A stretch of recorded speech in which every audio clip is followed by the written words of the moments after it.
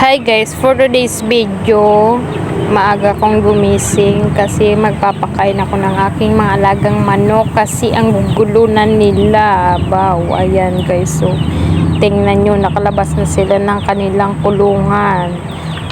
Kaya pakakainin muna natin yan guys, kasi ayan, nanunuka na sila guys. Ang gulo-gulo na nila, kung saan nakapumunta nakasunod sila sa akin. Maghintay muna kayo. Mga alaga ko. Dali lang. Sulod na kamo to kay pakanoon kamo.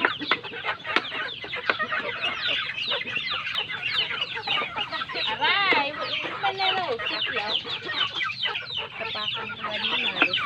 Ayan, pumasok na tayo tapos pakakainin na natin sila kasi nagugulo na nila. Ayan, naipit pa yung isa sa sobrang pagmamadali ko, natabunan yung alaga kong manok guys. So sabi ko naman sa kanya sorry lang kasi nagmamadali ako. Char.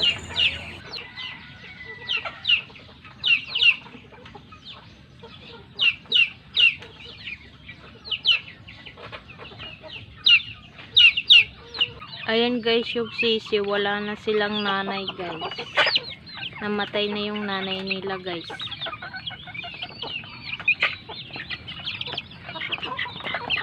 Talaga sila gani pag inagawi kaya hindi sila kakaon lantaw wala kay busog-busog ka na gani katuto to ka sa piyak. Dito naman tayo mapapakain guys sa mga nakakulong kong mga manok guys. Kinukulong kasi namin sila guys kasi sinisipon sila guys. Pinapainom muna ng gamot bago pakawalan sa lupa guys, kasi naulanan sila kaya sinipon.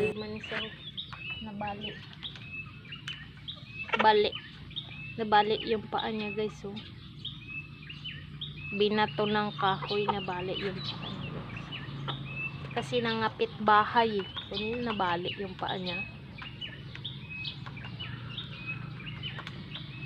Bumalik ako dito sa kulungan nila guys kasi may natirang pagkain na grower doon sa labas sa pinakainan ko ng nakakulong. May natira silang pagkain kaya binigay ko sa kanila.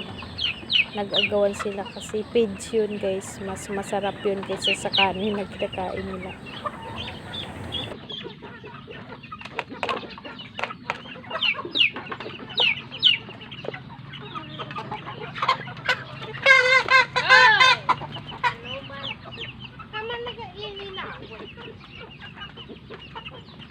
Yan, tapos na tayo magpakain. Lalabas na ako ng kulungan. Tapos magwawalis naman ako dito sa harap ng aming bahay guys. Kaya walis-walis muna tayo dyan habang wala pang alas 7. Kasi pag alas 7 maliligo na ako. Aalis na naman kami papasok ng trabaho. Kaya habang wala pa yung oras na hinihintay natin, magwawalis-walis muna tayo dyan kasi maraming dahon ng mga kawayan guys.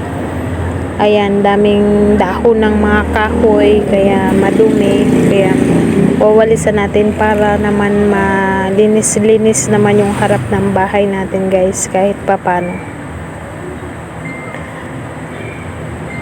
Nakakapagod magwalis kasi malawak yung wawalisan, malapad guys. Ayan, bilisan ko na lang dyan. Di ko naman yan guys. Di ko naman nilinisan ng maigi yan kasi mamaya malalaglag na naman yung mga dahon ng kawayan. Dadagdag na naman yan. Ayan guys, tapos na tayo maglinis. Thank you for watching mga guys.